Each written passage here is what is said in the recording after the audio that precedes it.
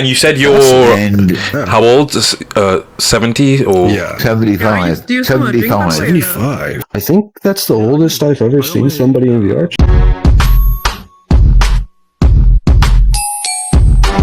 Do you have any life advice for young people? I just believe that until we each change, the world is going to stay exactly the same. And I wanted to ask how long you've been married for. How many years? And is it still going strong right now? I've been married for 47 years. Damn! Some of you can't commit to watching a 47-minute film, let alone being married for 47 years. Honestly, in this day and age, relationships move way too fast. But this guy's figured it out. Being married for 47 years, like, do you have any advice for love in this day and age? Yep. The 3 golden rules. Know when not to look, know when not to listen, and know when to keep your big mouth shut. My wife is sitting right beside me now. Never comes into VR, but she is always beside me as I'm talking to people. Oh, that's so sweet. Can she hear us? Can she hear us? Yeah. Is there a reason she doesn't play, or is she just... She thinks it's boring. Oh. She thinks the whole thing is boring. Hang on a moment, hang on. Joss, really loud, would you say, hello, soulful? Hello, soulful. Hello. Hi. Oh. That's so awesome. Okay. My wife says she's 60, but I tell you the truth, she's 70, really. Cheers, motherfucker. So, how did you keep things going? Like, in today's day and age, like, relationships end and start really fast. How did you stay the course? How did you... People think too much about sex. Sex, if you think about it, is a passion. No. Sex is a passion. Now, passion will only last at the maximum about 2 or 3 years. That's why most relationships die after 2 or 3 years.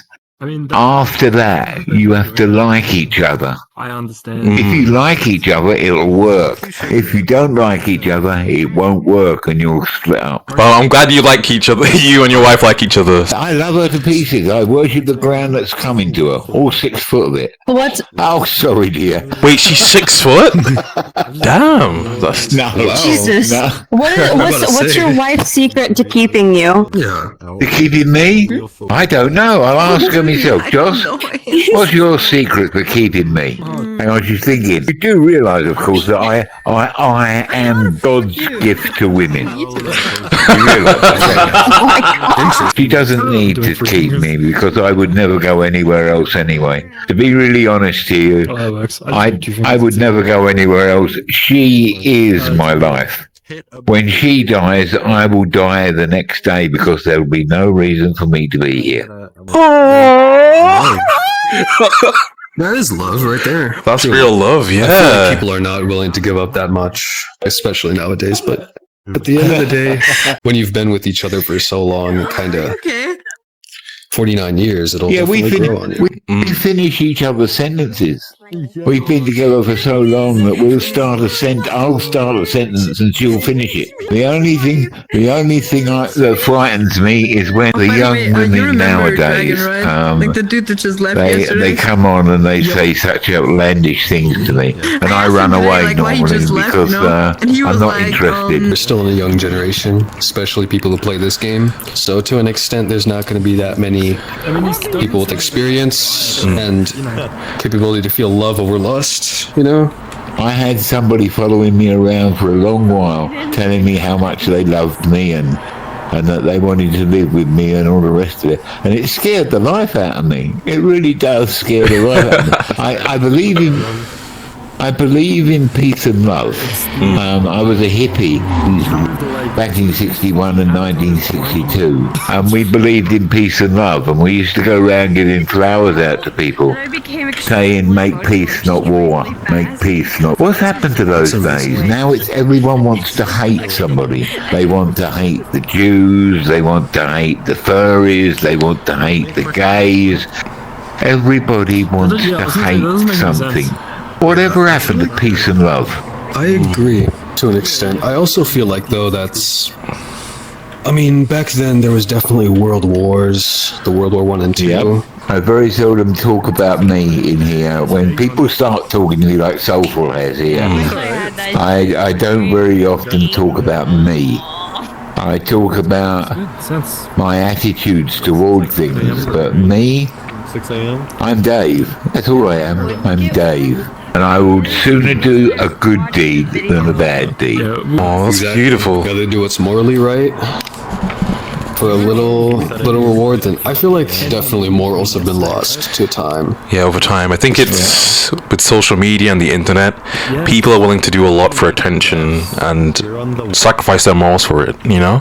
It's like in here, you've got people in here who are really nasty. But there's only one way to beat them.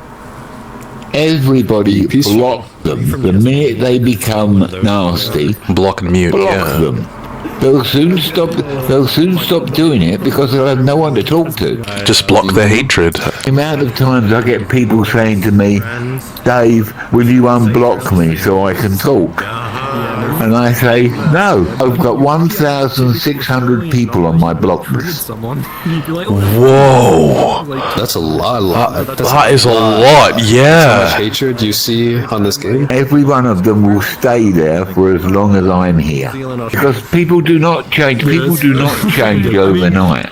So if they've come on and they've been calling me names or they've been nasty to me, they ain't going to change in 2 days.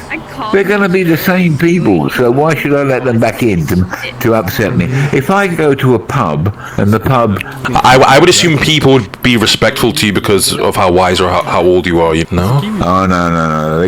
They come out with all sorts of things. You wouldn't believe what they call me. I'm 75 years old. I'm only in here to chase the women. I'm only in here looking because I'm grooming. You know, that's what comes across. Wow, I'm sorry. I'm sorry about those guys. It's very sad. It happens all the time. Yeah. It happens all the time. Because they're kids. They're children. They don't know how to hold a decent conversation. If you're going to fight against bullyism, then make sure you break the person's nose. They can bully. If they think they can bully you, they will.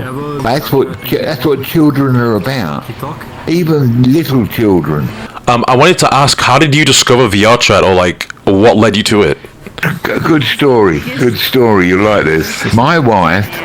Now, I'm an old man. I don't walk very well. I'm diabetic. I've got heart trouble. I've got edema of both legs, and so I don't walk very well. And so I don't mix very well. I couldn't carry on talking with my friends. So my wife bought me this headset so that I could talk to people all the time and hear conversations and have conversations, just like we're doing now. What she didn't realise is that the majority of people you meet in here are not worth talking to anyway. I can't disagree with that. Yeah, That's so true. that's a good point. There's going to be at least 7 people who want to be my friend, and I don't know any of them. So these are just friend requests all the time. I just delete them. I don't know who they are. They could be axe murderers for all I know. True. Yeah. Exactly. I'm hoping this whole business on TikTok is a 5-day wonder. People will take notice of me for 5 days, and then the next day afterwards they'll wrap up the newspaper. Well, I guess it will always be a nice way to be remembered, you know, because you've given really good advice, and you have. Yeah. Wisdom never comes as a free gift. Wisdom, you don't get it as a free gift. Wisdom comes from falling on your ass, getting back up again, and trying to do it better next time. What's the harshest thing you've been through in life? In my life, I've been stabbed 5 times. Damn! I was in Auckland in New Zealand, and it wasn't my fault. The girl I was with didn't tell me she was married. And I was a young boy, and her husband was a big islander, was built like a brick shithouse.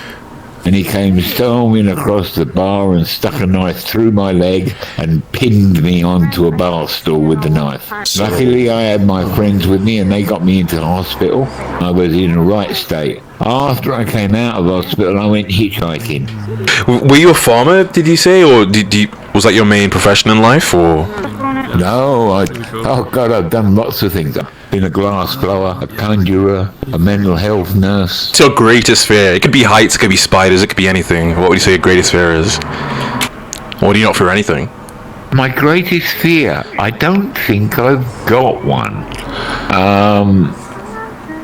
My life has been going on for so long. I think maybe the only thing I'm really scared of is upsetting my wife. When I get married, I'll keep that in mind as well, not to upset her. Happy wife, happy life, as they say. I tell you what, the last thing I'll tell you is, if you get like me and Jocelyn, that's my wife, if you get to like me and my Jocelyn, it's me and Jocelyn against the world. And the world doesn't stand a chance. Oh damn! That's Riz, as they say. That's Riz. Jocelyn, are you rizzed up right now? That's Riz. That's beautiful. I'm gonna take that from you, Dave. I'm gonna use that line eventually. Do you have any messages for the people who might send you a friend request? Do you want to say anything to them, or just? When you send me a friend request, be nice to somebody, just one person, and tell them they have to be nice to somebody, just one person. Maybe goodness and kindness will spread out rather than hate and dislike.